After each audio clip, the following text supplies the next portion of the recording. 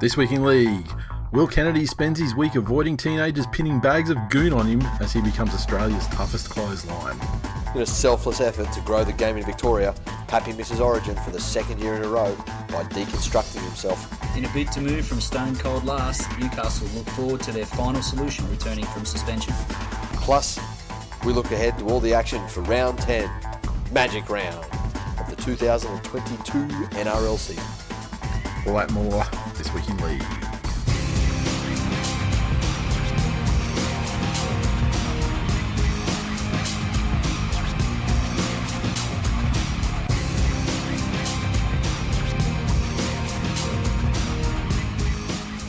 Welcome to episode 462 of This Week in League. I'm Nate. And I'm Jay. And I'm Glenn, and we are a well-oiled machine. Oh, I tell you, it's all happening tonight. After 200 episodes, we might as well be. That's what happens when both you can't show up in a mood. 262, I'll have you know. don't sell us short, mate. How we doing, fellas? Great. I should be asking both of you guys. Glennie wasn't doing so well, but we've turned him around. He's looking happy now. No, I'm doing just fine. Don't like gaslight me, motherfucker. You guys showed up in the fucking mood. You guys woke up and chose violence. That's what you've done. We woke up and chose positivity. No, you didn't. Trips to Dairy Queen and such. Seriously, we're in here playing fucking Mr. Squiggle with a whiteboard before you got on. Upside down, Glennie. Upside down. Yeah. Fucking stick my pencil somewhere in a minute. Yeah. Here you are, you fucking grumpy blackboard. Fucking hurry up. I'm done. Cuts in a mood. Oh, no. It's a fantastic week. We had our first under-11s training session today. They're lucky they did not fucking train in a house because it would have been down. We would have trained it that way. Fuck yeah. It was fucking good. There's made them do suicides. That's rather drastic after one trial loss. I was going to say, some kids misunderstood the assignment. Shuttle runs. I didn't say. May they rest in peace. I didn't say pretend you're Brett Finch. So, and fuck, that tells you a lot about a kid's personality.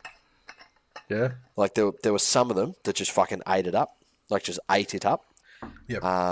Some of them try and cheat, like not go all the way to the lines and back, and others of them were fucking complaining.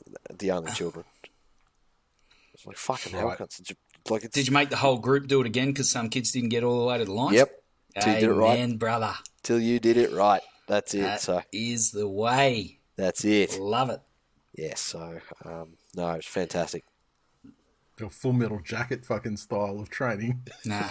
make sure the kids know exactly who's causing them the extra fucking reps. Lord of the Flies, mate. At the end of the day, turn those little motherfuckers against one another until they all toe the line. That's it. And basketball socks are especially good, you know, if you drop the bar of soap into the basketball socks. And then... Oh, wow. It was fantastic. That's good. So, Magic Round coming up this weekend. That will be great. And just to reiterate what we said at the end of the last episode, we will be aiming to use the Lord Alfred, they call it now, / Hotel LA, down the back there. If you were there last year, you know where we're talking about. Not in that first main room as you walk in there, but you keep going past it and into the back room. That's where we'll be looking to use the base of operations. So I've seen people talking about, Fritz and Burger and stuff. That's in the past. They weren't great last year, Fritz. They don't want to let you book and stuff. Yeah. Although it was COVID last year. Yeah. They make a decent burger, but unfortunately we need more than that. Yeah, we can go over there and get takeouts. Yeah, or we can go next door to Plan B. Yeah, fuck get yeah. like a fat belly. Yeah, how good. So yeah. So just to reiterate, that's where we're going to be, okay? I'll be there, Friday afternoon up until probably the Manly game, and I'll be in there probably Saturday from pretty early, 1 Actually, it depends. Yeah, I'll be in there by the games, I would say, anyway. Yep. And then and in there for the duration as well on Saturday. And the other guys will be in there at their various times. Sunday, you'll see Glennie if you're popping on by. And that's how it's going to happen. So that's where you need to be. News stories this week. I've only got 2 here, really, to chat about. And, Sorry, just to cut you off. Yes. Jackson will be able to get to into that area out the back, won't he? That won't be a drama. I suppose so. I don't know. I've got no idea. You can run Sunday however you please, though, Glennie. Or you could, Google the pub and ring them tomorrow and say, do you let children in? Yeah, that's fine. I just thought that one of you may have known off the top of your head, because I'm not about to ring them in the middle of a podcast, you ignorant cunt. No, tomorrow. Anyway, I'll do that tomorrow. No. The pub's not open at 9 o'clock. It's probably I appreciate it's a good question, but neither of us actually work for that pub. So we don't work in the HI. Clearly not, because you think the cunt's closed at 9 o'clock. I used to be a chef, and I used to work in the HI, but I don't work in the HI anymore, and I'm not sure if Jay ever worked in the HI, mate. Both of you cunts are in a mood. Yeah, and thank you for validating my point. No. In a mood to attempt to educate you. I mean, that's a terrible mood, isn't it? Yeah, I know, hey. That's a lifelong mood. Fuck. We're just trying to bucket Phil. The invisible bucket. I'll fucking shit in your bucket. I mean, you had Stepdad give you his fucking mission statement for 2022, a month and 2 months ago, and, Dairy Queen, etc. It's all just fucking words, mate. It's all just vibes words. And everything. I want to see action. Mate, vibes are a state of being. Vibes aren't action. You lost before you even begin. Find your happiness, Glennie. Good vibes only in 2022. I find my happiness. I just turn it off when I fucking turn the camera on to talk to you cunts. But you sound like you're the angry one, Glennie. Well. Yeah. That's it. You seem like the angry one here, mate. Because I have to deal with you two. And you guys are Dairy Queen motherfuckers because you get to deal with me. You're welcome. It doesn't help on the bookshelf behind you. You've got fucking Paul Kent's autobiography autographed. Next to, what is that? Have you got Mein Kampf? There you go. Wow. That's it. Built different up there on the hill. No, yeah. Just the same as everyone else on the hill. Now let's. Are you finished? Asking questions about the general rules and regulations around licensed premises in Brisbane, Queensland, Australia? Hey, Glennie. Glennie. Yes, I am, but clearly Jay isn't. So fucking please continue, mate. Could you talk me through the payment terms? If I wanted to supply produce for Woolworths. Yeah, absolutely. Yeah. In what part of the scenario you're the producer, and I will be Woolworths. Yes, I'm going to fuck you so hard that you're going to make next to no money. Actually tell me the terms. I just thought this was a thing where we were just going to ask each other random questions. No, about it's things like we don't every know other episode about. of the show where you're being a cunt. It's that thing.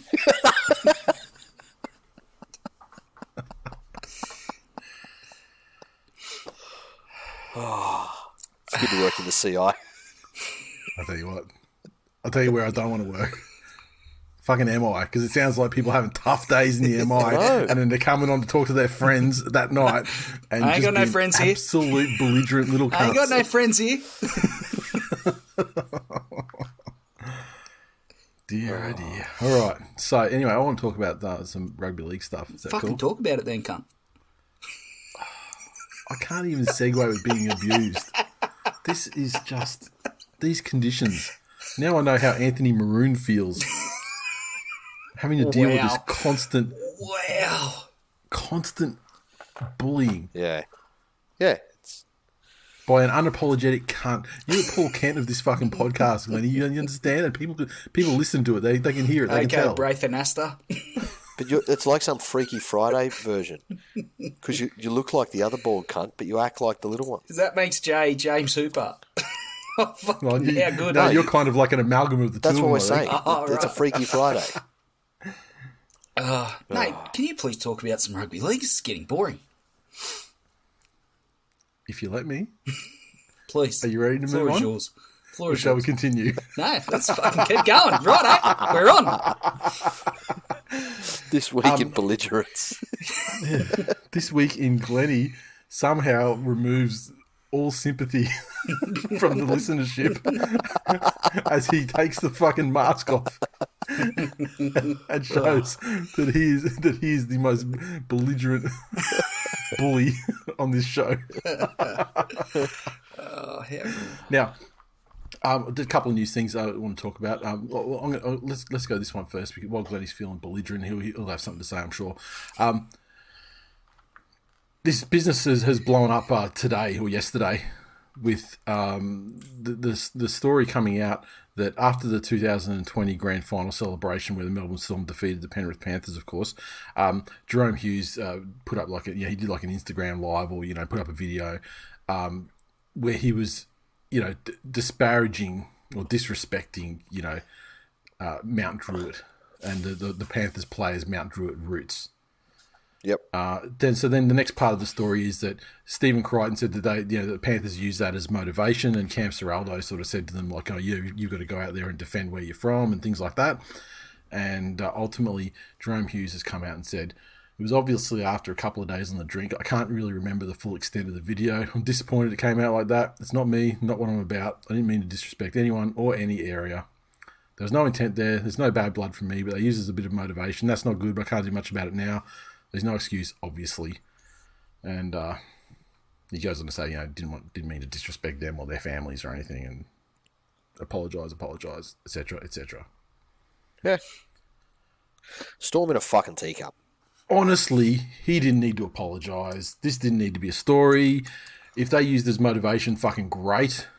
Yeah. That's been happening since in combative team versus team sports. Yeah. Or individual versus individual sports. Yeah. Since time immemorial. That's it. If there's not enough reason, find one.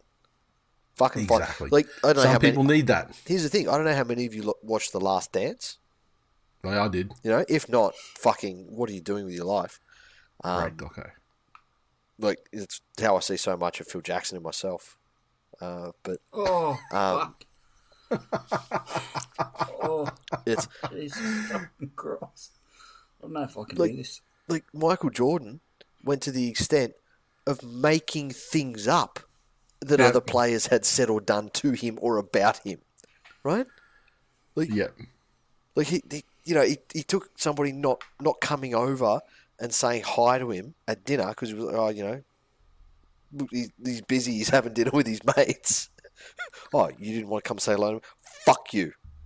Yeah. Fuck you, I'm putting 50 on your team. It's fucking competitive sport. Look, I don't think Hughes had to apologise. I think that was the classy thing to do because it was a crack at an area, and it was a crack at an area that contains a lot of marginalised communities and individuals and has a history of having the problems that come with being a lower socioeconomic area. Right? So, in summary, Mount Druitt's a shithole. Jerome Hughes wasn't wrong, but the fact that he had something to say about Mount Druitt when he's from New Zealand is the true irony in this situation. That's it. I'd say that's it. I don't. No one say anything else. I think you just fucking wrapped it up and put a bow on it. That's you. it. See you next week. I got nothing to say. See you next. That's fucking great, Glennie. That may be your fucking finest hour right there. Jesus Christ! Seriously, you can't speak to Mount Druitt? Jay, you would have been there. Yeah. Kidding? He didn't say anything that wasn't true. I didn't even know what he said. But if it was disparaging and saying Mount Druitt's a shithole, he was right.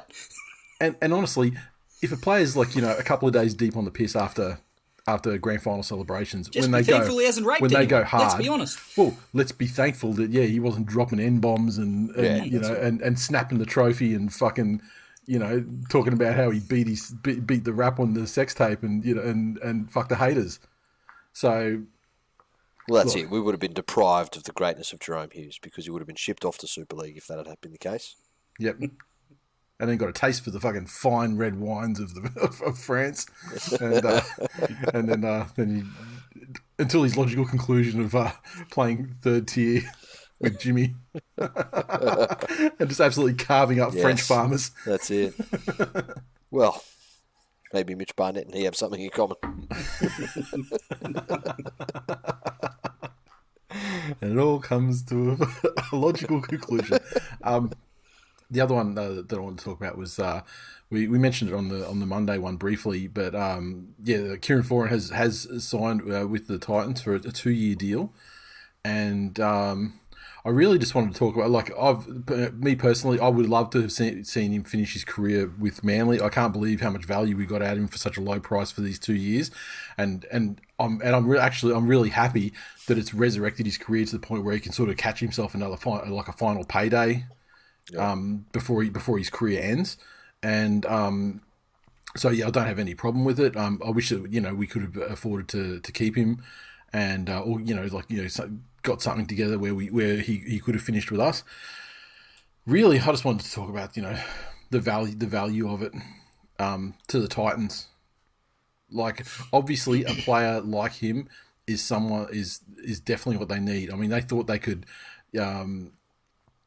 Get rid of their incumbent 7 because a couple of kids had some good games at the tail end of the season. And that's, since been proven to be not the greatest strategy as the Titans have gone backwards, and, the inexperience in their spine is a large part of that. On the other hand, 2 years of Kieran Foreign, not coached by Des,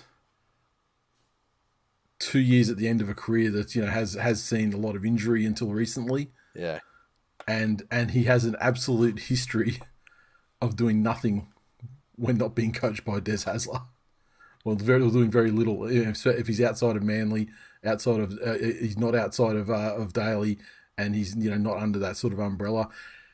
It hasn't been happy times. Like, obviously disastrous at the Eels, disastrous at the Bulldogs.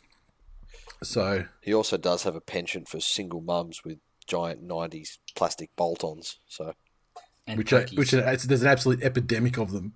Yeah, on the Gold Coast. That's it. Fair few pokies on the Gold Coast too, I've heard.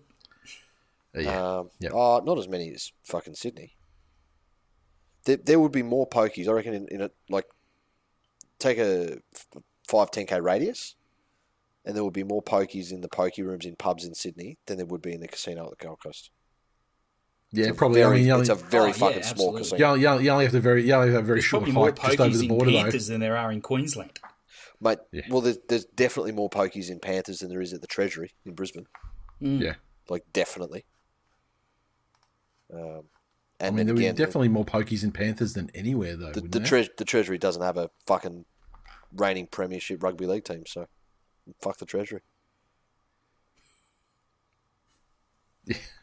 Anyway, to get things back completely on topic, Glennie, do you have any thoughts? I've said plenty of times last season and already this season so far that I've really enjoyed the resurgence of Kieran Foreign and the way he's played and what he's brought to Manly. I think Manly probably made the right decision letting him go for lots of reasons, and part of that was their hands were tied given some of their other salary cap commitments, but obviously the Schuster era is where their future lies, and with respect to that, that's where they've already been headed. I just would hate to see him, not see out the deal at the Titans through injury, or end up medically retired when he's been on such a fantastic run for the last season and a bit at Manly. Yeah. So, but you can't begrudge a guy wanting that payday. No, exactly. And again, especially in the Gold Coast. But I think the halves is probably the trickiest place to end your career. As in when you're a fullback, you know when it's time. You generally know when it's time. You lose enough pace. You stop wanting to contest high balls and getting smashed every night. We used to talk about the Minicello cliff. He was amazing, played beyond his years, but then all of a sudden you could tell his heart wasn't in it anymore. And it was like, yep, that's time. And he ended it. Somebody like Luke Lewis, he can go from being an outside back and finish his career in the forwards. Other forwards have ended up being journeymen at the end of their career, but taking on bench roles where it's easy to be like you can still have an impact in a game, but not take the spot of a young up and comer. The halves is a fucking hard one because you can't have Kieran Foreign in your side and have him actually impact and teach anyone that's going to take that position in the future. You know, yes, he'll be around your Reggies if you've got somebody coming through. But yeah, in a perfect world for Manly, they would have been able to say, hey, is there some fucking veteran concession because of, age or experience or whatever it is? We're going to keep him around. He's gonna play 14, but we also want him to impart on Schuster years of knowledge that he's got. And that kind of that's kind of what it was. That's kind of what the deal was. Yeah, but there's no provision to assist that because somebody like the fucking Gold Coast will say, "Oh no, we'll fucking buy you for young person money." Yeah. So, hey, that's the play market. That's the way. Yeah, and look, at the end of the day, I mean, they're not paying. They're definitely not paying overs for him at all. I mean, I think they're only paying him like $400,000 a year or something like that. Which we're definitely getting that much out of him and more. I mean, and we were only paying him like $250 or $275 or something like not much. I mean, it was a bargain basement deal for a guy that was supposedly, busted. If you listen to like the Bulldogs, supposedly busted, and was going to retire otherwise. Yeah, that's it. So look, it's sad he's not finishing with Manly, but I wish he had have probably gone and finished over in England and got even more money. But it's tough moving like 1,000 kids over there or whatever. I mean, you see his Insta. I mean, he's got a fair brood to provide for these days. So yes, but I wish him the best. Now, Magic Round games coming up. Let's do it. I'll tell you what, when they made the schedule for Magic Round, I mean, always the Manly Broncos games always like the 8 o'clock one on Friday night. That's pretty much the only one I think that's set in stone.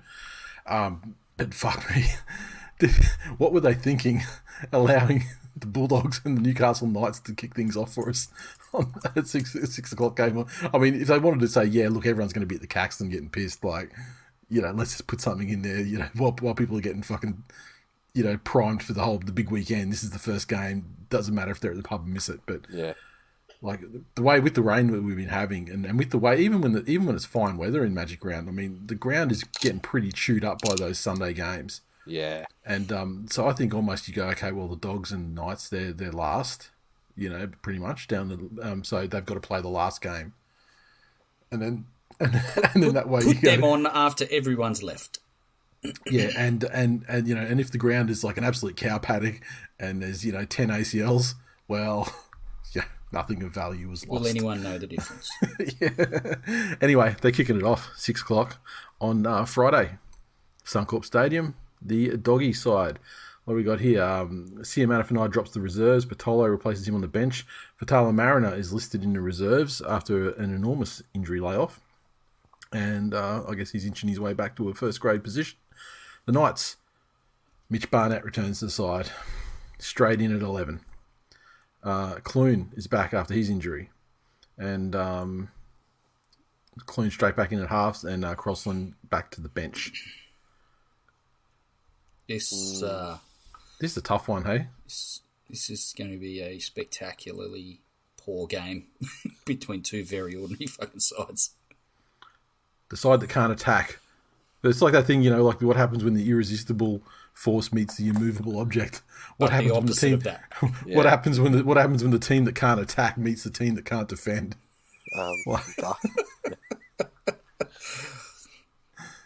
On paper. On paper, the Knights are by far the more talented team. A 20-point better team. Yeah. On paper. And based on season form overall. And, that form was 2 games at the very beginning of the season and now. They've shown far more than the Dogs have. Yeah. And they've shown that they can get in and commit and play for 80 minutes. Or the majority of 80 minutes. I still have no idea how the drop-off happened. Again, was Barnett so fucking popular in the playing group or vice versa? Was he the coach's darling and everyone else was off him? and then he's essentially cost them the game, and that's the "I told you so" that led to the fucking decline.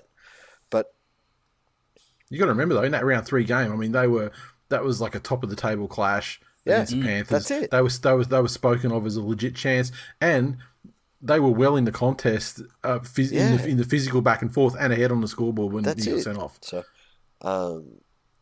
yeah, look, I'm going to tip the Knights here, just because I think that they have more potential across the 80 minutes, and Canterbury still have this thing where for the last 20 minutes of games, they can't stop teams going 80 in a set. Yeah. Teams The thing about the Dogs is, the Dogs will beat you by hanging in the game for the full 80 minutes. If you're willing to shoot yourself in the foot and squander attacking opportunities. Yeah. And look, the Knights are terrible at scoring at the moment as well. I mean, I mentioned their defence, but I mean, they haven't been scoring many points either since round 2. But no, they haven't. You've just got to go on. I think this could be a Burton breakout game. I think I'm going to tip the Dogs, not by a big score, but I expect Matt Burton to have a big game, and I think the Knights are cooked. Dogs are favourite with the bookies too. Define big game. What's he going to do? Couple of try assists. Right. Yeah, okay. Right. That's good. I like it. I like it when we have different ideas. There we go. And the Dogs are substantial favourites. I mean, it's like about $1.70 to $2.10, I think, last time I looked. Next game, Mighty Manly Sea Eagles take on the Brisbane Broncos. The Manly side, Hamoli Olakwatu comes back into the second row. Ben Turbo shifts to centre, and Harper out of the 17. Have you ever heard a sweeter sentence than Harper dropping out of the 17? And Davey is back as well, and he replaces KDL on the interchange. This is about, with the injuries going around at the moment, this is about the best side that we can assemble, I think, on paper. So, look, I'm happy to see it. The Brisbane Broncos side, they get Payne Haas and Capewell from injury. Carrigan moves to lock, and Hetherington drops to the bench. TC Robati drops out of the 17. Jake Turpin still lurking there in 24. I think Manly, far more settled side, far more talented. I think it'll be a good game, but I expect Manly to win 1-12.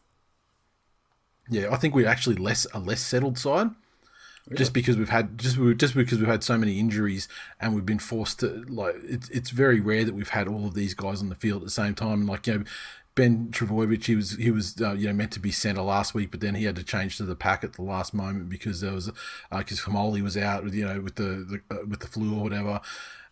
So now this is the lineup though that I think this back line, I think 1 through 7 is the way that I think that we're going to be potentially for the rest of the season, because Brad Parker's got that he's got that ACL damage, and it's not necessarily a complete tear, but he still has to sit that out for like 2 months and see if it heals itself, and then if not, he's got it. So he's pretty much gone, I think.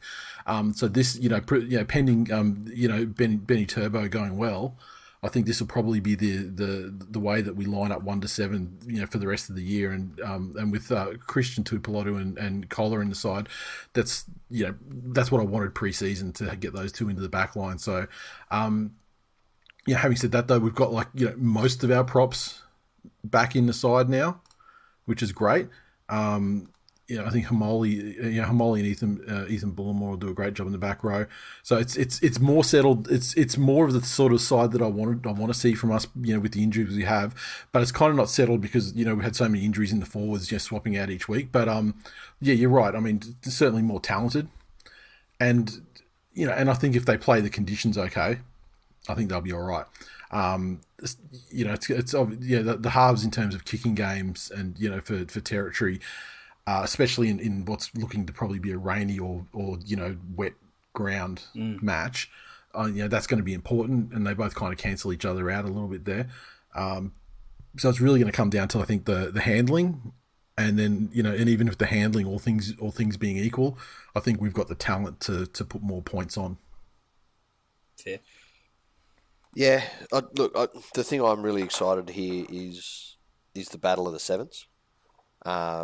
Because it really is a great showing between probably like the two best sevens in the competition that aren't at a state of origin standard. So, the Agenda J has entered the chat. The hey, Australian look, captain, I'm not a won Queenslander. multiple origin series. I'm not a Queenslander, and I don't propose to speak for them. But I haven't met one who would pick DCE in their side at all. Yeah, that's because they got that. That's because they're sad because he backflipped on the Titans. No. These are Broncos and Cowboys fans that fucking hate the Titans and love the backflip. Oh they're no, all that's about the backflip. That's just the no. They're not They about the are backflip. backflip That's just the fans. reason they seize on. No, But yeah, no. okay. I don't want to. I don't want him to play State of Origin. No, it's I've not. just lost the vision of Jay. I wish it was fucking because of something I did, but regrettably it wasn't. I can still see you though, Glennie. Well, it just shows it's so much more enjoyable. It's a bad time to get the Broncos.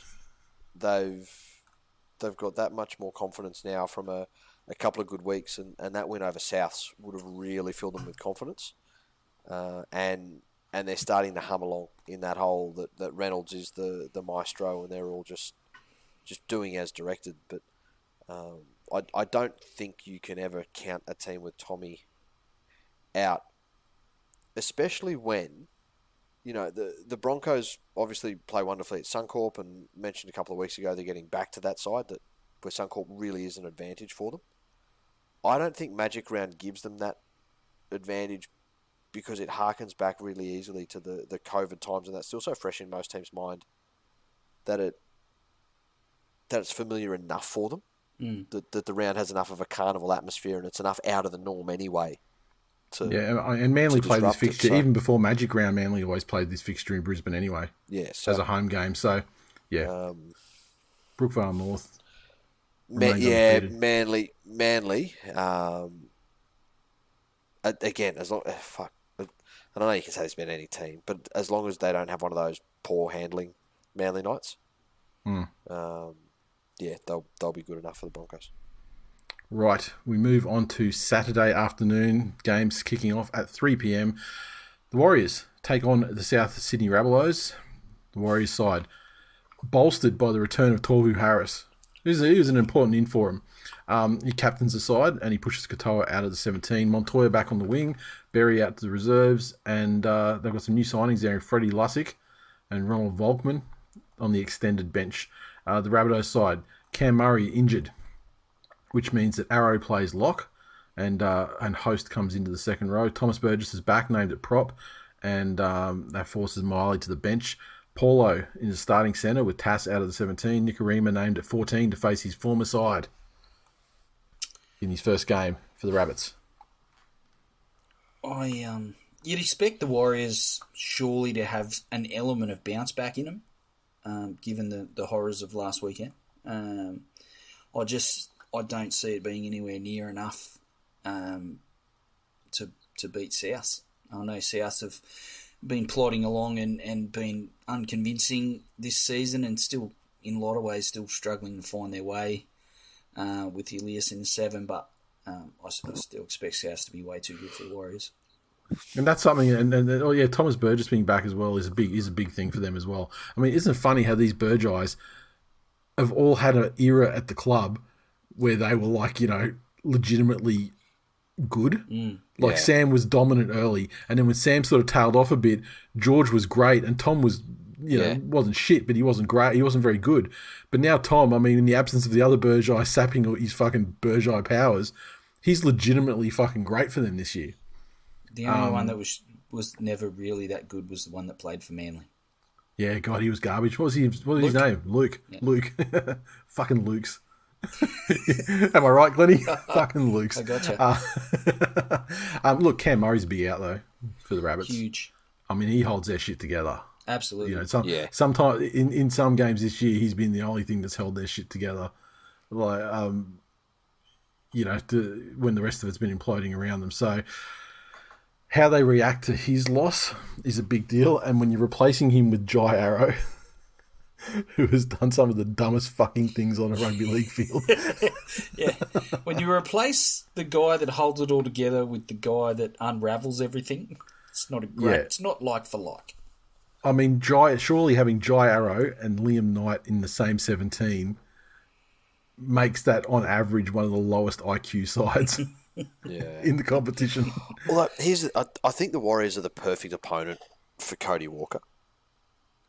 Yeah, beat up on him. Well, not even so much, but a frantic, I guess, arguably chaotic non-manager who doesn't actually know what he's going to do and might slap someone.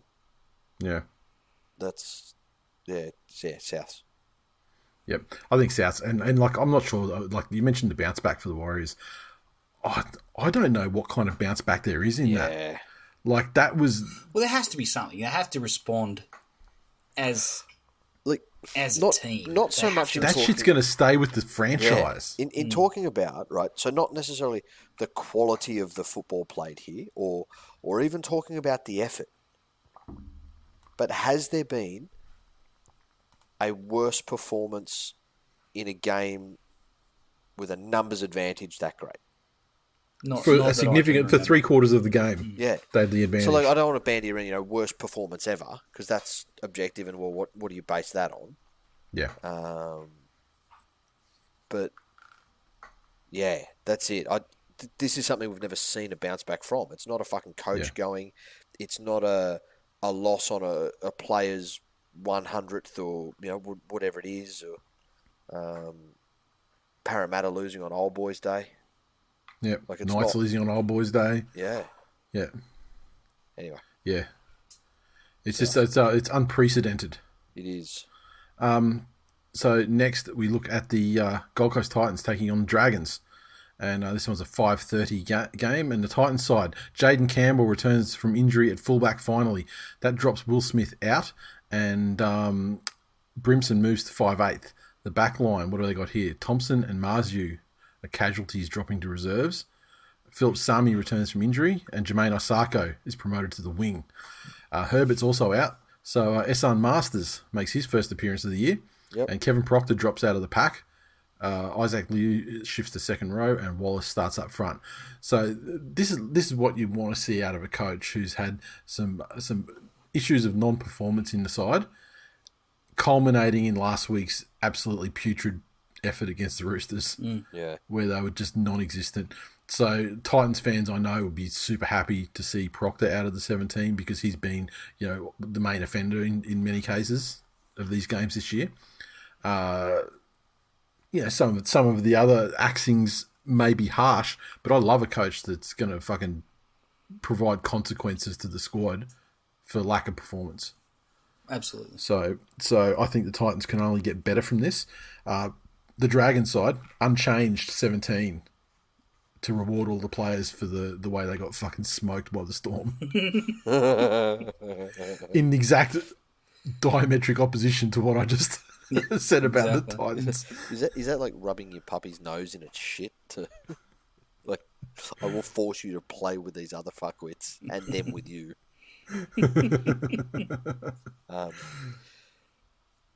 I'll probably favour the Titans in this one.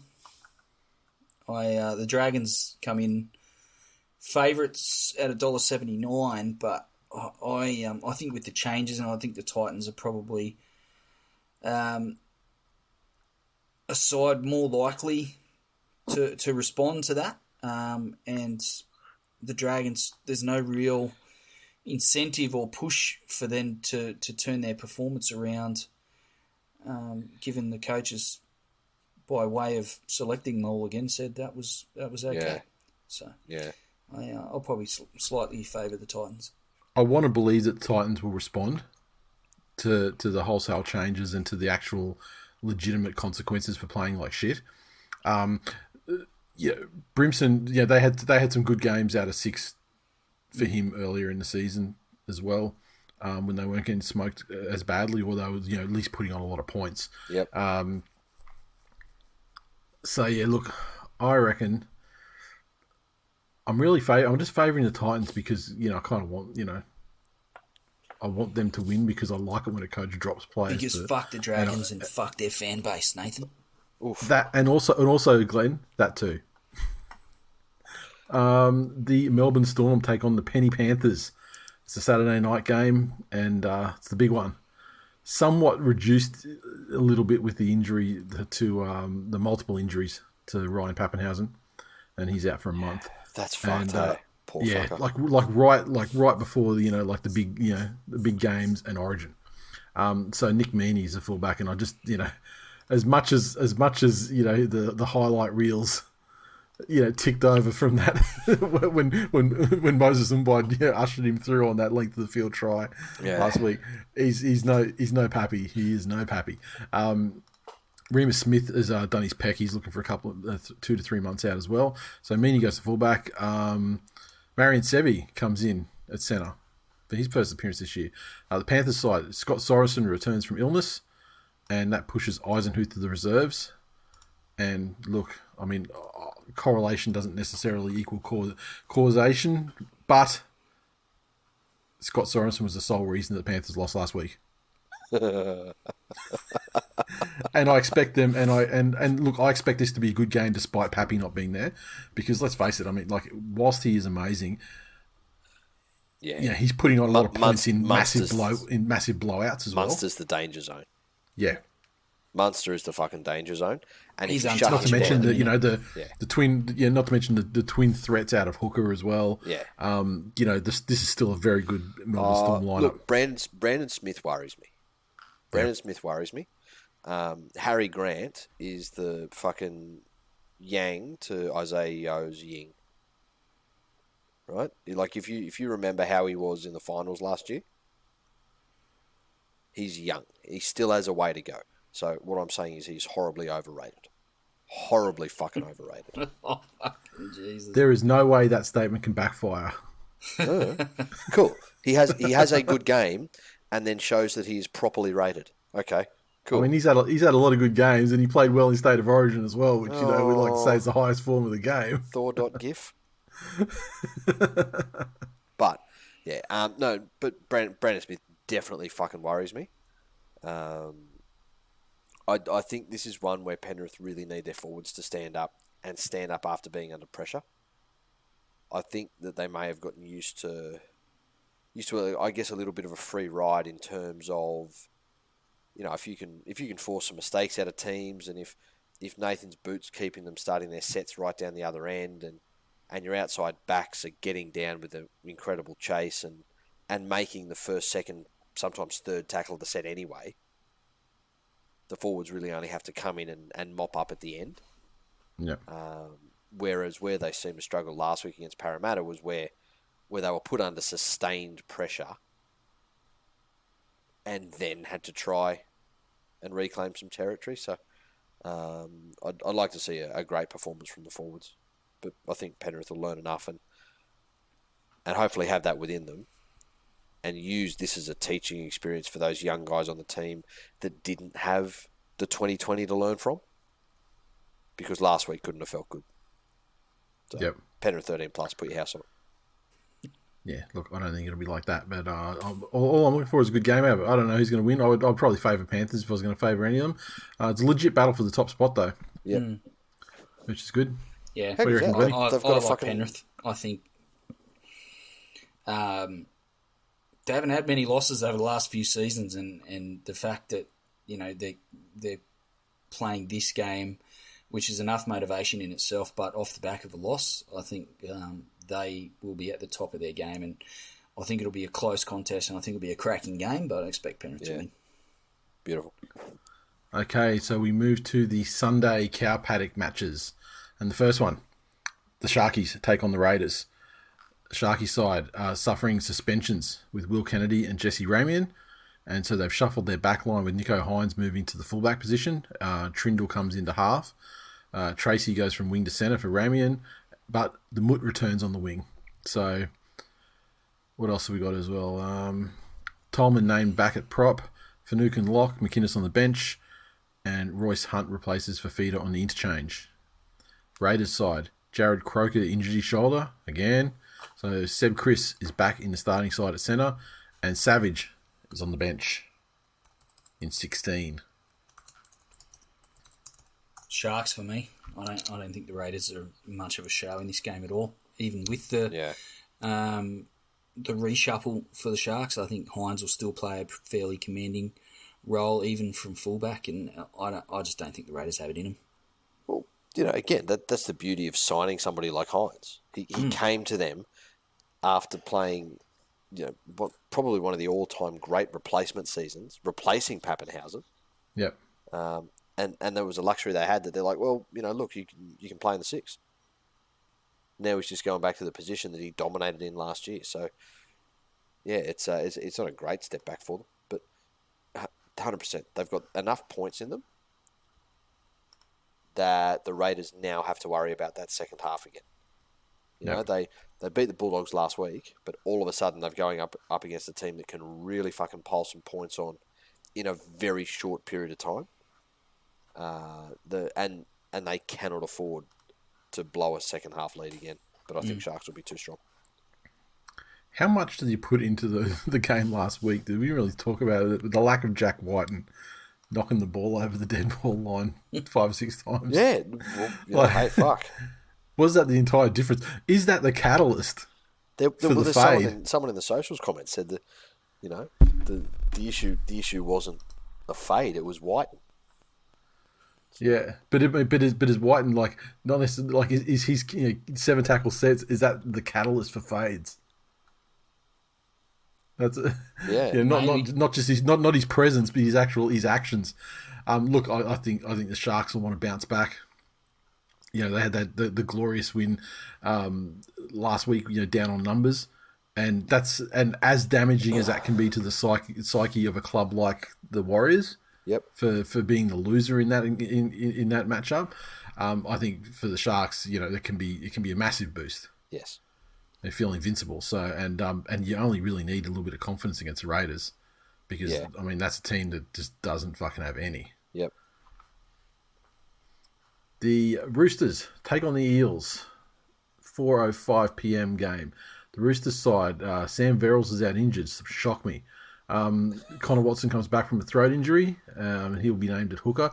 Lindsay Collins is suspended, so he's replaced with Takeaho, and Saluka Fafita joins the bench. The Eels side, no changes, as you'd expect, given the victory. I expect the Eels to roll on. Yep. Yeah. I think the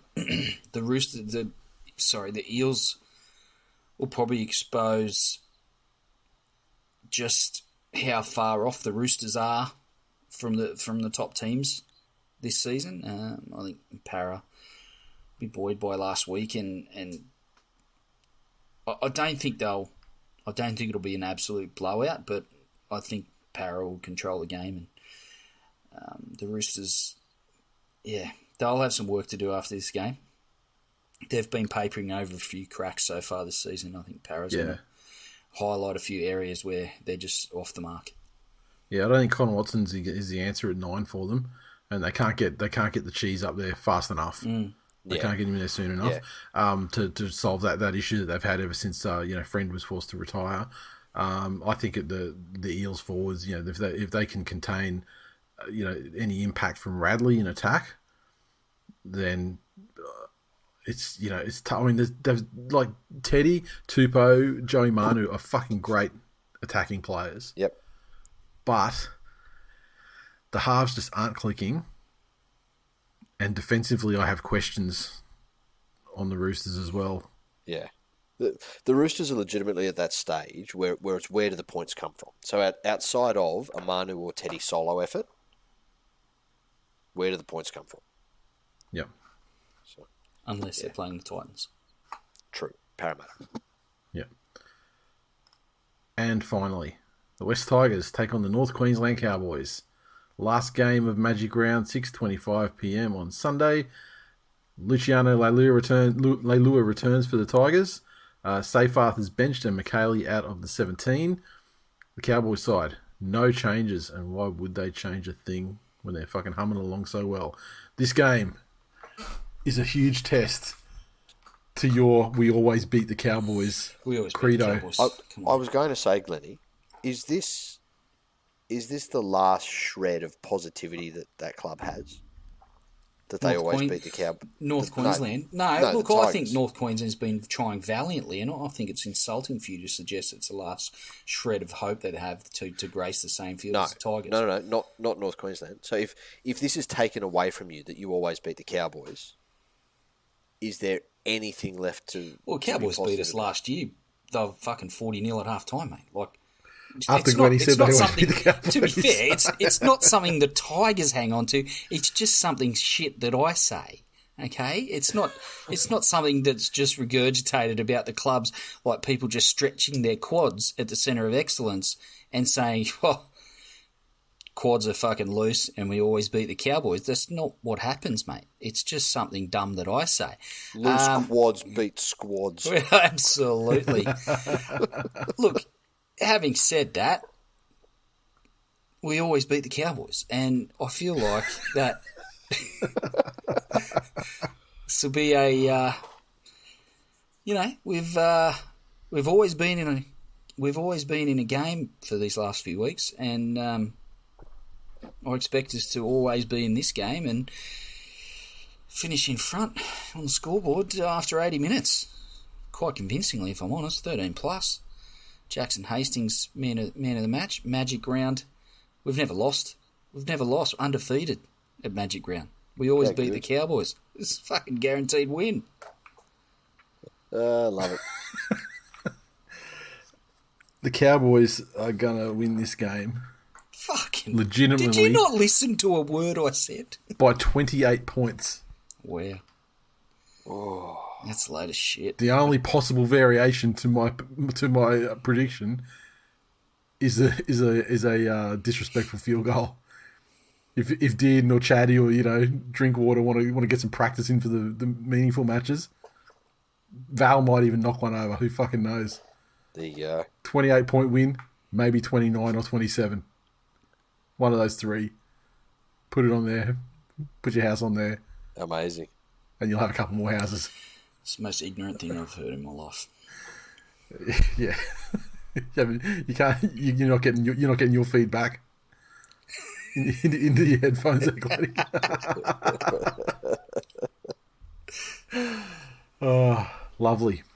Okay, so on that note, that brings us to the conclusion of episode 462. As always, if you want to support the show, get yourself over to patreon.com/TWiL Nation and become a patron. Get extra content every week, along with other stuff as well. And on the higher tiers, gifts twice yearly. People who want the old school membership had all the fucking trouble with our illustrious supplier who hasn't fucked around with us for over a decade now. Had some fucking issues with them this time, but new staff member who I've never met and heard the name of before drove me fucking crazy. But I just had to drop the owners' names to them and it got sorted out within fucking 3 hours. So we're all good. I literally sent an email and said, "Why is this taking so long to just get a price? I've been doing shit with Jared and Andrew for fucking 12 years now, and it's never taken this long. Yeah. What the fuck? What is going on here?" And sure enough, it was fixed instantly. So yeah, it was a quick little double check and say, "Has this person ever had orders with you for?" Yeah, like fucking 3 a year for the last decade. Yeah. Okay, so. Long story short, we have to wait for the polos that we like to use because they're not in stock at the moment at the place that manufactures them. But they're meant to be back in on Monday, the Monday coming. So what that will do, it'll allow us to do the pre-order period, and then by the time we've done that, then the stuff will be in stock and it'll be all good to go. The thing with the memberships, the physical ones this year, is because the other items are all finalised. There are finite amounts of resources that we have to make these packs, and I can't remember what the exact number is, but it's not a huge number. So, and once they're gone, that's the absolute maximum that we'll be able to make. So, because I'm not going to do another run of the other stuff that we've got. So, patrons who've received one of the items that is going to go into the physical members pack this year, we'll give you the opportunity to pre-order the polo as like a standalone thing, with your members discount and stuff like that as well. Just so you if you're a completionist and you want to get it, there's no point double dipping, and and we'll make sure you can get the polo and stuff as well. That's it. Okay, I'm out of good. breath. Hope to see many of you. If you're COVID free, feel free to come and say hello at fucking Magic Round. If you've got the COVID, stay the fuck away, Che. That's it. Because I don't need to get no goddamn bat flu We after have all these years. we have one of our DMs, Nate and I, the last ones in there that haven't had it. So we're the last pure bloods. Yep. And I'll be the one that gets it because I'll be fucking there more days of Magic Round, I reckon. So like I'm literally just jumping in there, fucking Leroy Jenkinsing myself into a fucking pit of COVID. Here's the thing, right? That's how diseases work. If you get it in all of the time that you're there, and then we spend the last game of Saturday together, You got it too. Congratulations. No countbacks. Mutually assured destruction. Oh, like fucking excellent. genomic testing for how old the disease is in us. It's fucking